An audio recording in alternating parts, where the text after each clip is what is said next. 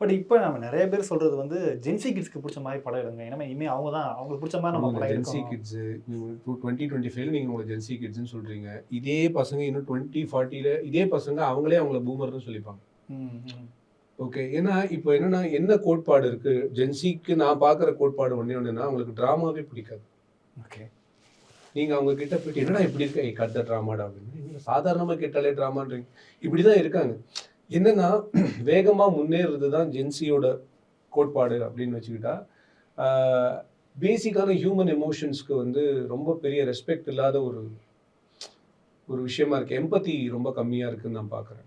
Okay. இன்னொருத்தர் ஷூல நின்னு அவங்க படுற கஷ்டம் என்னன்றத நம்ம பார்க்குற ஒரு ஜெனரேஷன் நம்ம இழந்துட்டோம் அப்படின்னு எனக்கு தோணுது. உண்மையிலே. ம். அது வந்து ஒரு சொசைட்டியா நம்மள பார்த்து கேட்டுக்க வேண்டிய கேள்வி. ஏன்னா இந்த ஜென்ஸி கிட்ஸ யார் வளர்த்துருக்கோம்னா நம்ம தான். Let's be very very clear about it. So அந்த பசங்க மேல நான் பழியெல்லாம் போட விரும்பல. பட் என்னன்னா, எங்கேயோ ஒரு இடத்துல ஃபேமிலி வேல்யூஸோ, எங்கேயோ ஒரு இடத்துல ஃப்ரெண்ட்ஷிப்னா என்னவோ, நீங்க எத்தன எத்தன தடவ உங்க லைஃப்ல இப்ப இப்ப இருக்கிற கிட்ஸ் இத பண்ணியிருப்பாங்களான்னு தெரியாது. கண்டிப்பா நான் பண்ணியிருக்கேன், இவர் பண்ணியிருப்பாரு, தம்பி பண்ணியிருப்பான், நீயும் பண்ணியிருப்பாரு. ஏதாவது ஒரு அக்கேஷன்ல உன் ஃப்ரெண்டு கூட சேர்ந்து உட்கார்ந்து நீ அழுதுருப்ப, உன் லைஃப்ல. எனக்கு நடந்திருக்கு அது. இன்னைக்கு இருக்கிற பசங்க ஃப்ரெண்ட்ஸ் கூட, "ஐயோ! மச்சான் அவன் ரொம்ப அழறான்டா, அவன் பக்கத்திலேயே போக்கூடாதுடா."